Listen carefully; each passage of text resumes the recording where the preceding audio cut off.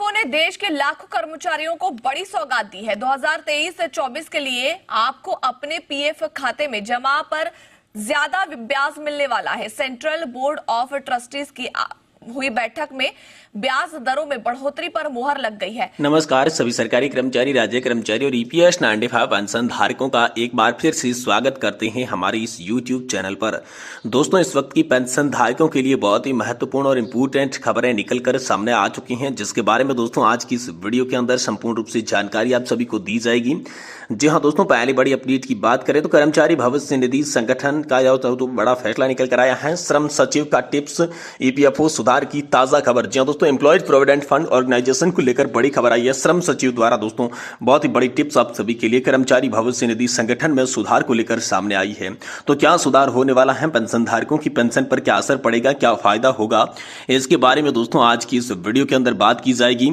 साथ ही साथ दोस्तों पेंशन बढ़ोतरी को लेकर बड़ी खुशखबरी जल्द होगी। पेंशन में बढ़ोतरी जाने नया आदेश आखिरकार आप सभी के लिए क्या जारी हुआ है। जी हाँ दोस्तों, समस्त जो कोषागार हैं उसको निर्देश जारी कर दिए गए हैं कि जल्दी होगी पेंशन में बढ़ोतरी। तो आखिरकार पेंशन में बढ़ोतरी क्या होगी, क्या कोषागार को निर्देश जारी किया गया है, इसके बारे में भी दोस्तों आज की इस वीडियो के अंदर बात करेंगे। साथ ही दोस्तों पेंशन धारकों को यहां पर शानदार तोहफा मिला है। इलाहाबाद हाईकोर्ट का गजब का फैसला पेंशन धारकों के लिए निकलकर सामने आ चुका है, जिससे दोस्तों पेंशन धारक माला माल हो चुके हैं। तो आखिरकार इलाहाबाद हाईकोर्ट ने क्या फैसला दिया है, इसके बारे में भी दोस्तों आज की इस वीडियो के अंदर बात करेंगे। यानी कि दोस्तों पेंशन और पेंशन धारकों से जुड़ी तमाम बड़ी खबरों की चर्चा आज की इस वीडियो के अंदर करने वाले हैं। इसीलिए आप सभी से निवेदन करते हैं कि दोस्तों आज की इस वीडियो को आप लास्ट तक जरूर देखिएगा। साथ ही अगर हमारे चैनल पर आप पहली बार विजिट कर रहे हैं, हमारे वीडियो को आप पहली बार देख रहे हैं, तो दोस्तों यहाँ पर जो है चैनल को भी सब्सक्राइब करने के साथ साथ वीडियो को भी लाइक जरूर कर दीजिएगा। तो चलिए बिना किसी देरी के यहाँ पर जो है पेंशन धारकों से जुड़ी हर बड़ी खबर को सही सटीक और तथ्यों के आधारित जान लेते हैं। जी दोस्तों, सबसे पहली बड़ी खबर की बात करें तो कर्मचारी भविष्य निधि संगठन से बड़ी खबर निकल कर आ रही है। जी हाँ दोस्तों, श्रम सचिव की दोस्तों टिप्स नहीं सामने आई है, जिसमें ईपीएफओ में सुधार को लेकर ताजा खबर है। जी हाँ दोस्तों, श्रम सचिव की अध्यक्षता में कर्मचारी भविष्य निधि संगठन की सुधारों पर समीक्षा की बैठक। जी हाँ दोस्तों, इसको लेकर बड़ी खबर आई है। ईपीएफओ से बड़ी खबर आ रही है। ईपीएफओ में सुधारों की समीक्षा शुरू कर दी गई है। श्रम और रोजगार मंत्रालय के सचिव सुमिता डावर ने यहाँ पर ईपीएफओ में सुधारों की एक समीक्षा बैठक की अध्यक्षता की। इस बैठक में सीपीएफसी के निशम राव और श्रम रोजगार मंत्रालय और ईपीएफओ के अन्य वरिष्ठ अधिकारी भी दोस्तों शामिल हुए थे। दोस्तों सुश्री डाबरा ने यहाँ पर जो है निपटान को स्वचालित और दावों को शीघ्र भुगतान के लिए समय सीमा को कम करने जैसे कि ईपीएफओ के तहत हाल ही में उठाए गए कदमों की सराहना की।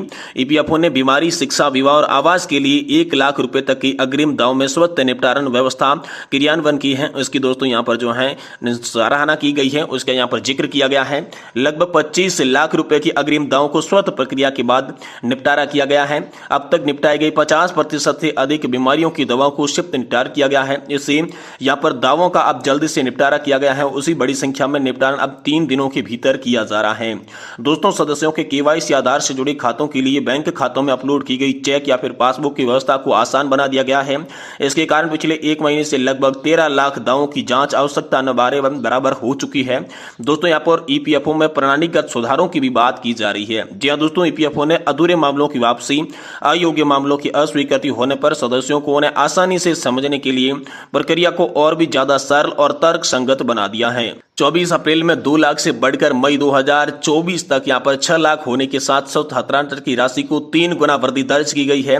सुश्री डाबरा ने यहाँ पर ईपीएफओ के प्रणालीगत सुधारों के लिए इस तरह के सक्रिय उपाय जारी रखने की सलाह दी है। ईपीएफओ प्रत्येक सदस्य के लिए यूएन आधारित एकल लेखा प्रणाली के साथ अपने आवेदन सॉफ्टवेयर में सुधार करने और दावों को तेजी से निपटारण करने हेतु कम से कम हस्तक्षेप करने के लिए स्वचालित प्रक्रिया में है। इसको लेकर यहाँ पर बात की गई और इसमें दोस्तों नवीन सॉफ्टवेयर को सेंटर ऑफ डेवलपमेंट और एडवांस कम्युनिकेशन यानी कि सीडीएससी के परामर्श में तैयार किया गया था। दोस्तों समीक्षा बैठक में सामाजिक सुरक्षा, विस्तार और जीवन में सरल और व्यवस्थित सुगमता के लिए नए पहलों की आवश्यकता पर भी उल्लेख किया गया। बैठक के दौरान मुकदमेबाजी प्रबंधक और लेखा परीक्षा के यहाँ पर परिचालक सुधारों पर भी चर्चा की गई। सुश्री डाबरा ने अधिकारियों की एक प्रभावी सामाजिक सुरक्षा प्रणाली के लिए करीबी तालमेल के साथ कार्य करने का भी बड़ा आग्रह दोस्तों आप सभी के लिए किया है। यानी कि बड़ी बैठक आप सभी के लिए हुई है, जिसमें अध्यक्षता कर रही सुश्री डाबरा ने यहाँ पर जो है ईपीएफओ में होने वाले सुधारों की समीक्षा की। साथ ही उनकी सराहना करने के साथ साथ आगे आने वाले समय में भी कर्मचारियों और पेंशन धारकों के लिए कर्मचारी भविष्य निधि संगठन ऐसे ही सुधार करता रहे, इसको लेकर दोस्तों यहाँ पर बात सामने रखी। साथ ही दोस्तों पेंशन भोगियों के लिए बहुत ही बड़ी खुशखबरी है, जल्द होगी पेंशन में बढ़ोतरी। जी हां दोस्तों, जो समस्त कोषागार हैं उसको लेकर निर्देश जारी कर दिए जा चुके हैं। आप सभी की जानकारी हेतु बता दें कि पेंशन भोगियों की ओर से, संगठनों की ओर से क्षेत्र के लिए काफी शिकायतें प्राप्त हो रही थी। ऐसे मामलों में भाग 3 के पारिवारिक पेंशन का विवरण पहले से ही उपलब्ध था, परंतु कोषागार की ओर से विभागों के लिए भाग 3 प्राप्त करने के लिए नए निर्देश बताई जा रही थी। इसी को लेकर लगातार शिकायतें मिल रही थी और इसको समाधान करने को कहा गया। साथ ही साथ दोस्तों जल्द आपकी पेंशन के अंदर पेंशन बढ़ोतरी की जाएगी, इसको लेकर भी बड़ा फैसला आप सभी के लिए हो चुका है। वही दोस्तों अगली बड़ी खबर की बात करें तो दोस्तों पेंशन धारकों के लिए शानदार तोहफा है। इलाहाबाद हाईकोर्ट का गजब का फैसला आ चुका है, पेंशन धारक इससे मालामाल हो चुके हैं। दोस्तों इलाहाबाद हाईकोर्ट ने अपने एक फैसले में कहा कि पेंशन देना सरकार से आशीर्वाद और कृपा के ऊपर अवलंबन नहीं है, बल्कि यह पेंशन भोगियों का संवैधानिक अधिकार है, इसे देने से इनकार नहीं किया जा सकता। यह फैसला जो था दोस्तों जज प्रकाश पाडिया ने दिया था। तो क्या था पूरा मामला, चलिए आपको विस्तार से एक के बाद एक टॉपिक के बारे में बताते हैं। देखिए, याची छाया के पति नगर निगम में सफाई कर्मचारी थे, जिन्होंने रिटायरमेंट बेनिफिट और पेंशन का लाभ नहीं मिला था। लंबे समय तक इंतजार करने के बाद पता चला कि नगर निगम में जानबूझकर इसका भुगतान नहीं किया। इसके बाद दोस्तों याचिकाकर्ता ने रिटायरमेंट बेनिफिट और पेंशन पाने के लिए इलाहाबाद हाईकोर्ट में याचिका डाली। इलाहाबाद हाईकोर्ट ने जब इस केस को सुना तब नगर निगम को फटकार लगाई और कहा कि कर्मचारी को पेंशन देना उनकी लंबी सेवा का पुरस्कार नहीं है, बल्कि यह सरकार का बाध्यकारी कर्तव्य है। कर्मचारी अपने अधिकार के तौर पर इसका दावा कर सकता है, यह उनका मौलिक अधिकार है। हाईकोर्ट ने दोस्तों नगर निगम के आयुक्त को फटकार लगाई और पूछा कि दिसंबर 2023 तक ऐसे कितने कर्मचारी हैं जिनको सेवानिवृत्ति लाभ यानी कि रिटायरमेंट बेनिफिट का भुगतान नहीं किया गया है। हाईकोर्ट ने कहा कि बहुत सारे केस हाईकोर्ट में लंबित हैं जिनको भुगतान किए जाने की जरूरत है। हाईकोर्ट ने लंबित याचिकाओं का उल्लेख करते हुए जानकारी मांगी कि नगर निगम सेवा प्राप्ति लाभ प्रदान करने के लिए क्या आगे की कार्रवाई करेगा। दोस्तों इलाहाबाद हाईकोर्ट ने KR सुंदरम बनाम तमिलनाडु राज्य व अन्य केस में दिए गए सुप्रीम कोर्ट के फैसले का भी हवाला दिया, जिसमें सुप्रीम कोर्ट ने कहा था कि पेंशन को रोका नहीं जा सकता। पेंशन भोगी पेंशन की अपनी आजीविका चलाते हैं, ऐसे में रिटायरमेंट बेनिफिट और पेंशन को रोकना गैर कानूनी माना जाता है। इलाहाबाद हाईकोर्ट ने इसे सबसे पहले इस तरीके से फैसले दिए।